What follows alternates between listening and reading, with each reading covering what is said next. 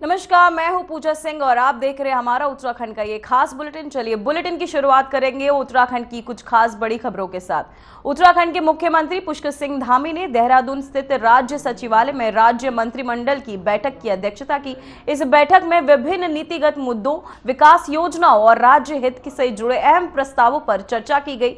मुख्यमंत्री धामी ने अधिकारियों को तय समय सीमा में योजनाओं के क्रियान्वयन के निर्देश भी दिए। साथ ही बैठक के बाद कुछ महत्वपूर्ण निर्णयों की जानकारी प्रेस कॉन्फ्रेंस के माध्यम से साझा की जाएगी।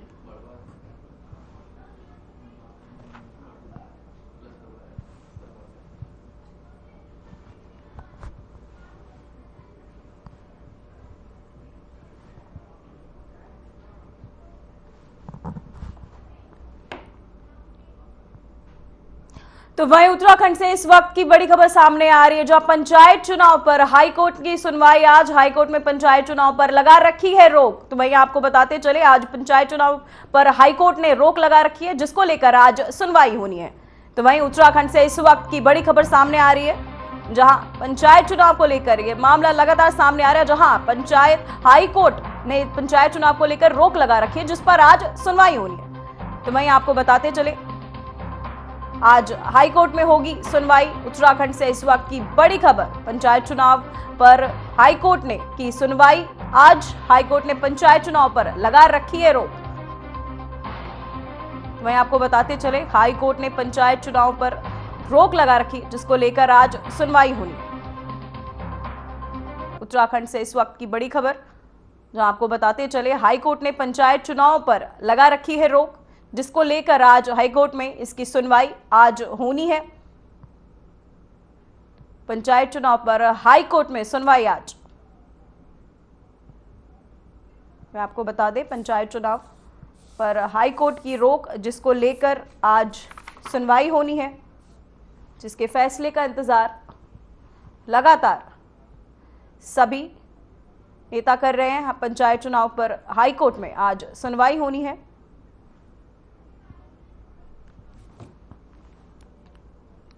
तो वहीं आपको बता दें, पंचायत चुनाव को लेकर की सुनवाई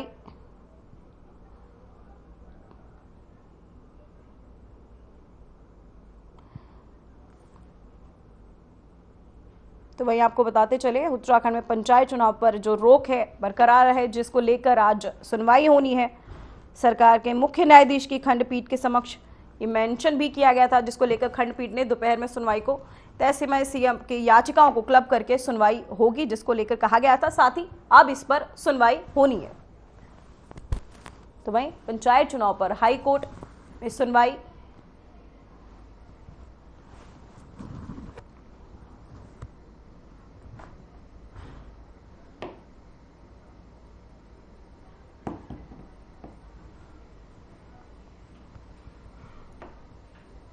इसी खबर पर तमाम जानकारी के साथ हमारे साथ गरिमा दसोनी, कांग्रेस प्रवक्ता, जुड़ चुके। गरिमा जी, हम जानना चाहेंगे किन कारणों से रोक लगाया गया है?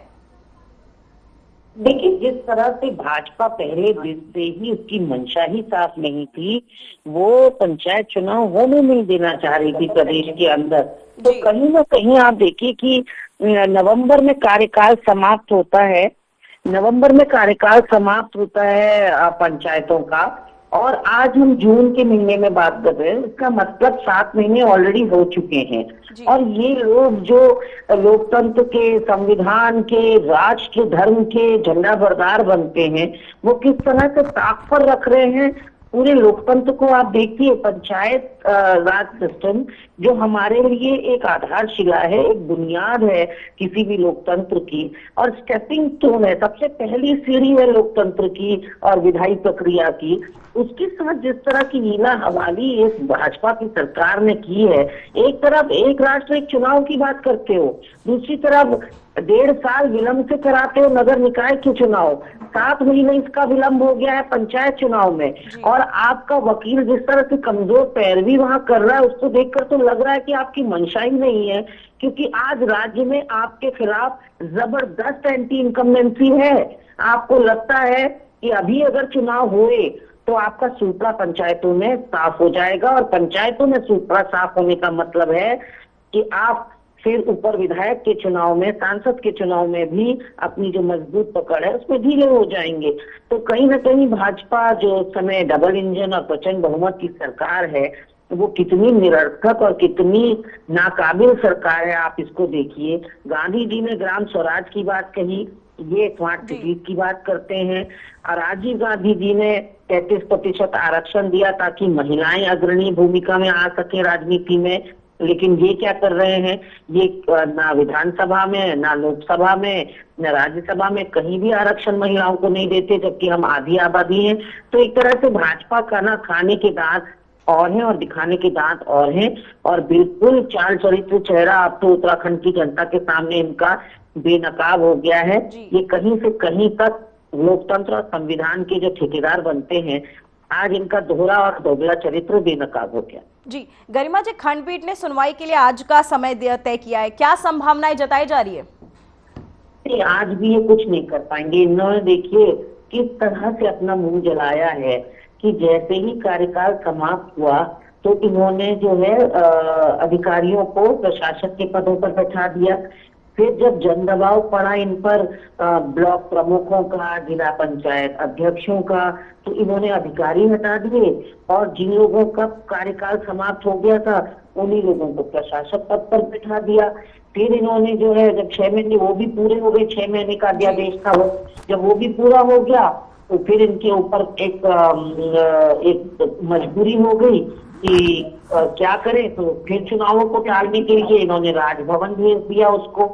राजभवन भेजा, राजभवन से वो पारित होकर नहीं आया, तो अब इनके पास मरता क्या ना करता इन्होंने। और आप देखिए कि कितना अपमान करते हैं न्यायपालिका का।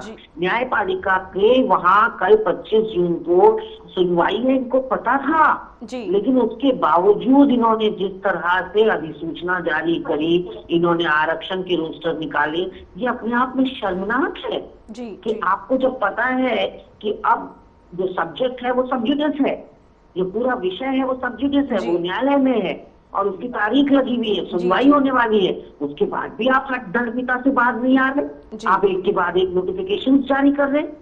तो कहीं ना कहीं भाजपा की सरकार में अधिकारी भी निरंकुश हो रहे हैं, बेलगाम हो रहे हैं, और पंचायती राज मंत्री कहाँ है।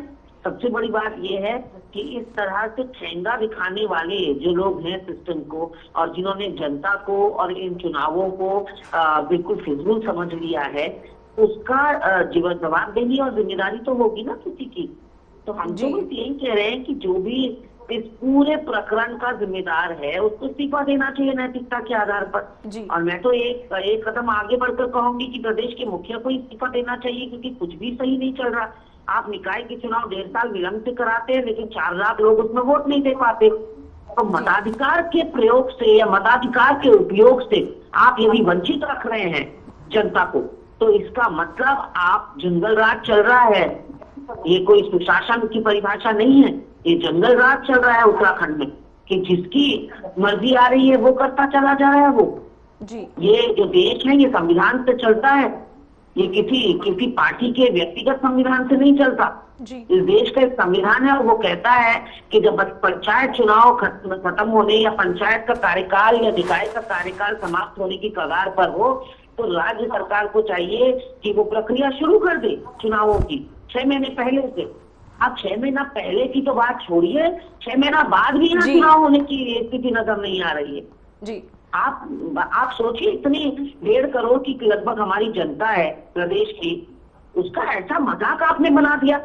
लोगों को टिकट मिलने शुरू हो गए, पार्टियों ने टिकट देने शुरू कर दिए, पार्टी के कार्यकर्ताओं ने अपने होर्डिंग बैनर पोस्टर लगाने शुरू कर दिए, सड़कें पाट दी।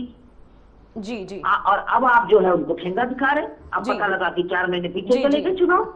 गरिमा जी, हमें बहुत आशा है कि हमारा हाईकोर्ट जो है एक ऐसा निर्णय देगा जिससे कम से कम जनता पार्टों के बीच में नहीं जीतेगी, जनता को खामियाजा भुगतना नहीं पड़ेगा। गरिमा जी, इसी को लेकर आपसे अगला सवाल पूछना चाहूंगी। पंचायत चुनाव पर अगर कोर्ट स्टे हटा देता है तो चुनाव कब तक होने की संभावना है?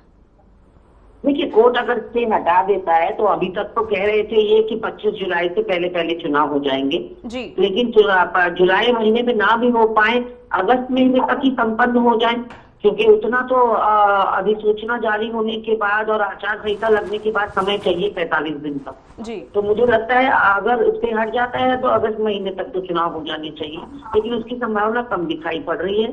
इन लोगों ने इतने सारे कुकृत्य कर रखे हैं कि अब उनको ढकना इनको बत्ता नहीं हो पा रहा है, अभी उसको ढक नहीं पा रहा है। इनके वकील, इनके महाधिवक्ता पैरवी कर नहीं पा रहे। तो समझ से परे है कि आखिर चल क्या रहा है उत्तराखंड में। जी जी, बहुत बहुत धन्यवाद गरिमा जी आपकी तमाम जानकारी के लिए। तो वही खबर सामने आ रही है हल्द्वानी से, जहां हल्द्वानी में एक बड़ा सड़क हादसा, फायर स्टेशन के पीछे नाले में गिरी कार, एक ही परिवार के 4 लोगों की मौत। डिलीवरी के बाद घर लौट रहा था परिवार, महिला की जान बची, नवजात और पति की मौत। कार में सवार 2 अन्य भी मौत, 2 और गंभीर रूप से घायल, अस्पताल में भर्ती। रेस्क्यू के दौरान बह गया फायर कर्मी, बहादुरी से बचाई कार चालक की जान। हादसे में पूरे शहर को किया स्तंभ। तो वहीं आपको बताते चले हल्द्वानी से खबर सामने आ रही है, जहां हल्द्वानी में बुधवार सुबह एक दर्दनाक सड़क हादसे ने सभी को झकझोर कर रख दिया।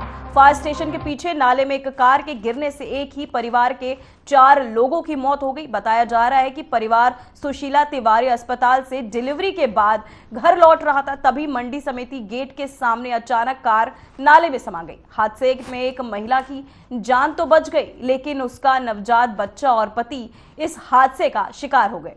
कार में सवार 2 अन्य लोगों की भी मौत हो गई, जबकि 2 लोग गंभीर रूप से घायल हैं।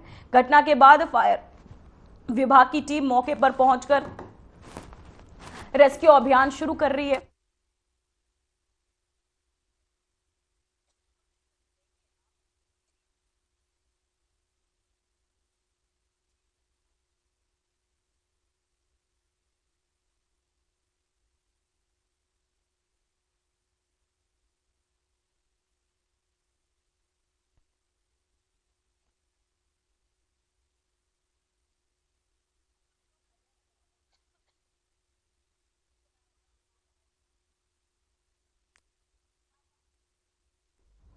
तो वहीं इस दौरान एक फायर कर्मी भी खुद नहर में तेज बहाव में बह गया, लेकिन बहादुरी दिखाते हुए कार चालक की जान भी बचाई और खुद को भी सुरक्षित बाहर निकाल दिया।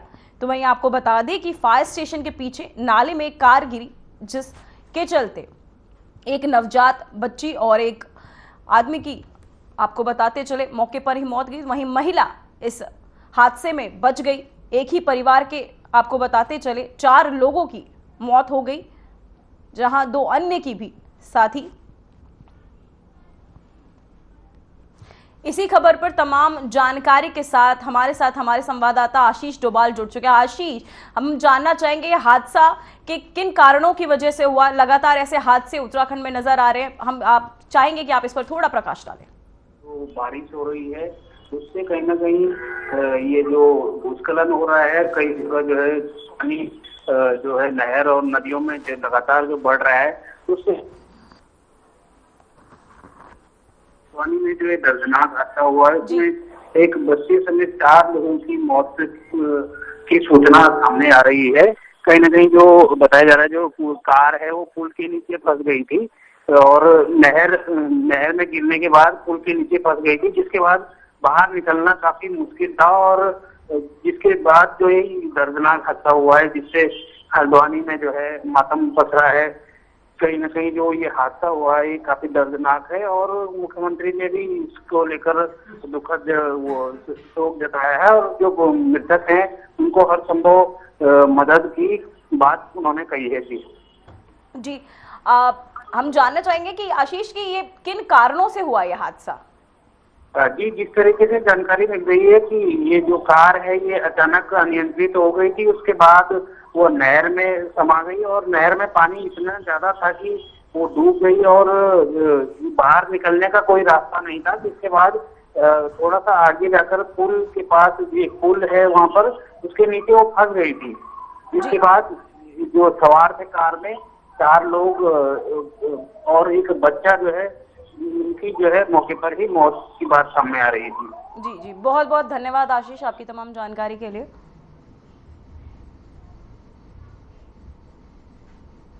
तो वही हल्द्वानी में कार दुर्घटना को लेकर सीएम पुष्कर सिंह धामी ने एक्स पर शोक व्यक्त करते हुए लिखा कि हल्द्वानी में हुई कार दुर्घटना में 4 लोगों के निधन और 3 लोगों के घायल होने की दुखद सूचना प्राप्त हुई। ईश्वर दिवंगतों को आत्मा को शिव आपको बताते चले प्रभु चरणों में स्थान दे और शोकाकुल परिजनों को ये असीम दुख सहने और सहन करने की शक्ति प्रदान करे, इसके लिए आपको बताते चले। साथ ही उन्होंने लिखा कि ईश्वर से सभी घायलों के शीघ्र स्वास्थ्य और लाभ की प्रार्थना करता हूं।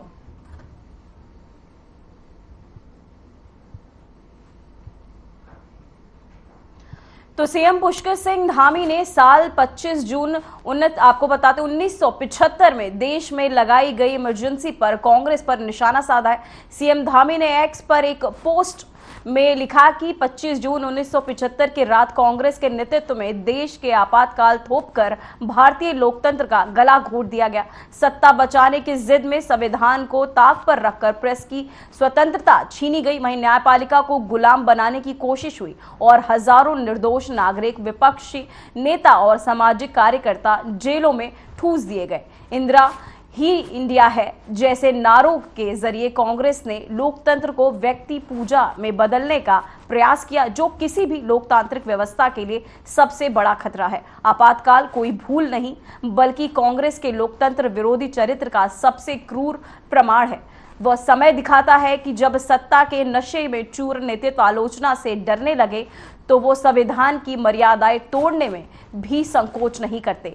आज भी जब कांग्रेस लोकतंत्र की दुहाई देती है तो ये इतिहास याद दिलाता है कि जिन हाथों ने कभी संविधान की आत्मा को कुचला था, वे आज भी सत्ता की खातिर किसी भी हद तक जा सकते हैं। लोकतंत्र की रक्षा केवल स्मरण में नहीं, सतर्कता और सच को स्वीकार करने में भी हो सकती है।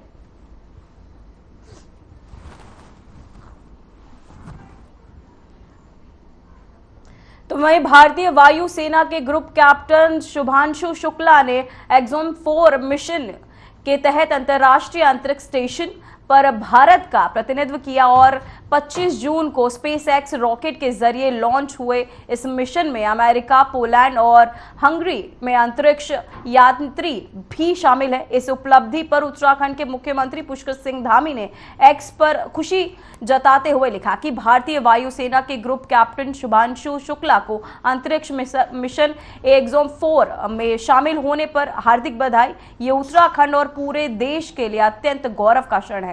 और साथ ही आपको बता दें कि शुभांशु शुक्ला की ये ऐतिहासिक उड़ान आने वाली पीढ़ियों को प्रेरणा देती है और अंतरिक्ष विज्ञान में भारत को मजबूती दर्शाती है।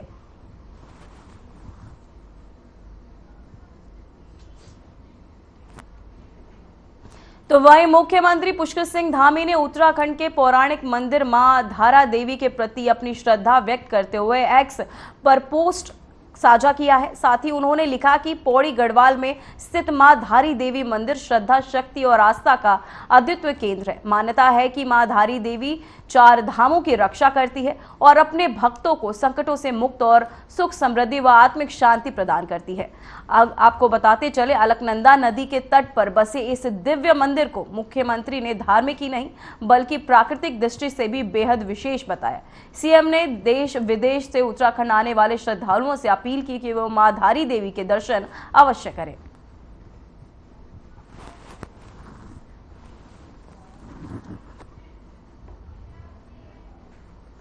तो वह उत्तराखंड को अतिक्रमण मुक्त बनाने की दिशा में सरकार लगातार सख्त कदम उठा रही है। मुख्यमंत्री पुष्कर सिंह धामी ने एक्स पर जानकारी साझा करते हुए बताया कि अब तक 6000 एकड़ से अधिक भूमि से अतिक्रमण हटाया जा चुका है। सीएम धामी ने लिखा कि देवभूमि उत्तराखंड को पूर्णतः अतिक्रमण मुक्त बनाने तक यह अभियान बिना रुके जारी रहेगा। सरकार की इस शक्ति को जनता का भी समर्थन मिल रहा है और स्थानीय प्रशासन लगातार अभियान को तेजी से आगे बढ़ा रहा है।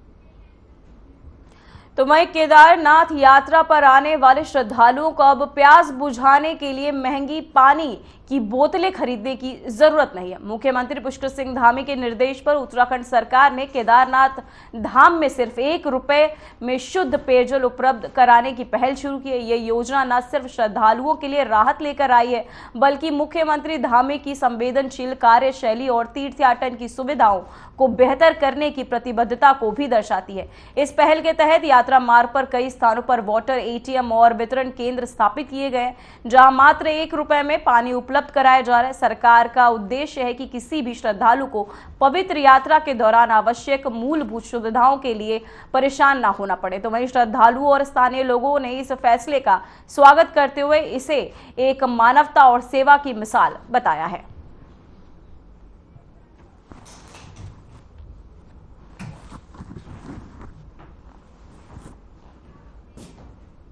तो वहीं उत्तराखंड की सियासत में पिछले कुछ दिनों से चर्चा का केंद्र बने बीजेपी नेता और पूर्व विधायक सुरेश राठौर प्रदेश बीजेपी कार्यालय पहुंचे। वहां इन्होंने पार्टी के नेतृत्व को अपना पक्ष विस्तार से सौंपा और कहा कि उन पर लगाए गए सभी आरोप बेबुनियाद है। सुरेश राठौर ने विवादित वीडियो और कथित विवाह को लेकर उठे सवालों पर जवाब देते हुए कहा, ना कोई शादी की है, ना कोई आपत्तिजनक बयान दिया। अगर किसी के पास कोई वीडियो है तो सामने लाए, मैं हर तरह की जांच के लिए तैयार हूं। उन्होंने कांग्रेस पर पलटवार करते हुए कहा कि विपक्ष केवल झूठ फैलाकर माहौल खराब करना चाहता है।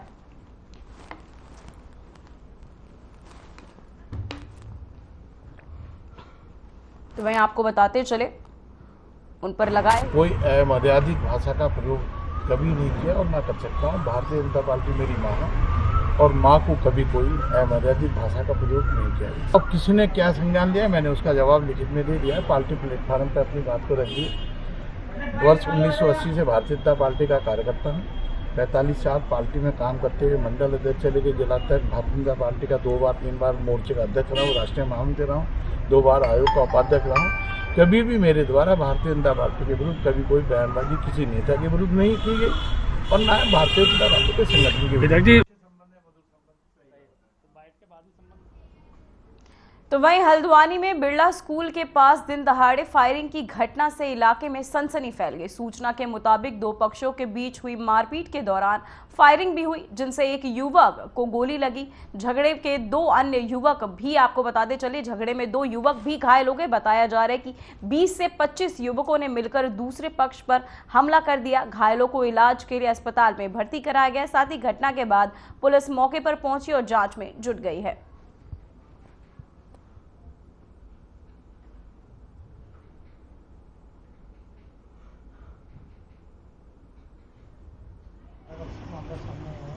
जिसमें 2 गुटों में आपसी संघर्ष में एक की गोली लगी है, 2 चोटें लगाए हैं, जिनको सुशीला तिवारी में एडमिट कराया गया है।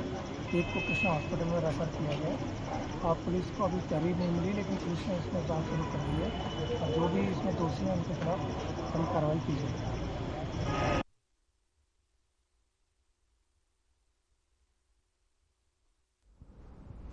तो भाई, कावड़ मेले से पहले जिलाधिकारी मयूर दीक्षित के निर्देश पर खाद्य सुरक्षा विभाग ने बड़ी कार्यवाही करते हुए एक अवैध सोडा यूनिट पर छापा मारा। खाद्य सुरक्षा अधिकारी संजय कुमार सिंह ने मौके से सैंपल लिए। वहीं छानबीन में पता चला कि बिना लाइसेंस चल रही इस यूनिट के में प्लास्टिक डिब्बों से निकले केमिकल से बिना लेबल वाले शिकंजी सोडा बनाए जा रहे थे। जांच में सोडियम, आपको बताते चले, बेंजोइन नामक एक हानिकारक केमिकल मिला, जिससे उल्टी, पेट दर्द जैसी समस्याएं हो सकती है। वहीं रेहड़ी पटरी पर बिक रही आपको शिकंजी से राहत मिली, बल्कि जहर बनकर लोगों की सेहत बिगाड़ रही थी। वहीं सोडा यूनिट ने हरिद्वार आने वाले श्रद्धालुओं के लिए टॉयलेट में पानी से सोडा तैयार किया जा रहा है। तो वहीं आपको बताते चले कि विभाग ने मामले की जांच अब शुरू कर दी है। तो यह अवैध सोडा यूनिट का भांडाफोड़, शिकंजी में मिला खतरनाक केमिकल, जिसके चलते अब जांच एजेंसियां लगातार जांच कर रही है। जिलाधिकारी महोदय के निर्देशों के क्रम में हथौजा का निरीक्षण किया कि इंडस्ट्रियल एरिया निर्मला छाव। तो ये जो सोडा बनाने वाले, लेमन सोडा बनाने वाली जो यूनिट है, एक में इंस्पेक्शन किया था कि इंडस्ट्रियल एरिया में यूनिट में गंदगी पाई गई और उसमें और भी काफ़ी कमियां पाई गई। उसको देखते हुए उसका लाइसेंस निरस्त किया है और उसको यूनिट बंद करने के लिए निर्देश किया है और उसका एक सैंपल लेकर लैब में भेजा है। तो जैसे भी उसकी रिपोर्ट होगी उस हिसाब से काम किया जाएगा। और निर्मल जो छावनी है, यहाँ भी हमें इंस्पेक्शन किया, इसमें लाइसेंस नहीं मिला है इनके यहाँ और गंदगी भी पाई गई, तो इनको लाइसेंस बनाने के लिए नोटिस दिया है और जब तक ये लाइसेंस नहीं बनेगा, नियमानुसार काम नहीं करेंगे, तब तक इनकी यूनिट बंद रहेगी। इसी खबर पर तमाम जानकारी के साथ हमारी संवाददाता रश्मि जुड़ चुके हैं। रश्मि, लगातार ऐसी फैक्ट्रियां सामने आ रही है, लोगों की सेहत से खिलवाड़ हो रहा है, अब इस पर सरकार ने एक एक्शन लिया, इसको लेकर अब क्या कहना चाहेंगी? मैं आपको बता दूं कि हरिद्वार में कावड़ यात्रा का जो मेला है, प्रसिद्ध मेला है, वो शुरू होने जा रहा है। गर्मी के दिन है, ऐसे में जो श्रद्धालु है, भक्तगण है, वो ठंडे पानी या ठंडे कोल्ड ड्रिंक की तरफ उनका रुझान रहता है। अब देखने वाली बात यह है कि इस वक्त जो संचालित होने वाली छोटी छोटी फैक्ट्रियां हैं, वो इस समय इस स्थिति में आ चुकी है कि वो टॉयलेट जिहाद जैसे मामलों को भी पैदा कर रही है, क्योंकि ये जो नया मामला सामने आया है, ये खाद्य विभाग ने इस पर बड़ी कार्रवाई की है। जिलाधिकारी मयूर दीक्षित के निर्देशानुसार जो कार्रवाई हुई है, इसमें पाया गया है कि मुस्लिम वर्ग का जो व्यक्ति था, वो इसे हरिद्वार के निर्मला छावनी में संचालित कर रहा था और इसमें वह टॉयलेट के पानी के द्वारा जो सोडा वाटर है वो बना रहा था। रश्मि, मैं जानना चाहूंगी, ऐसे गरीब वर्ग के लोग, तबके के लोग होते हैं जो 10-5 रुपए में ये सोडा वाटर पीते हैं, जो कोल्ड ड्रिंक ये सब अफोर्ड नहीं कर सकते, तो ऐसे क्या जगह जगह पर अब छानबीन कर रही है सरकार?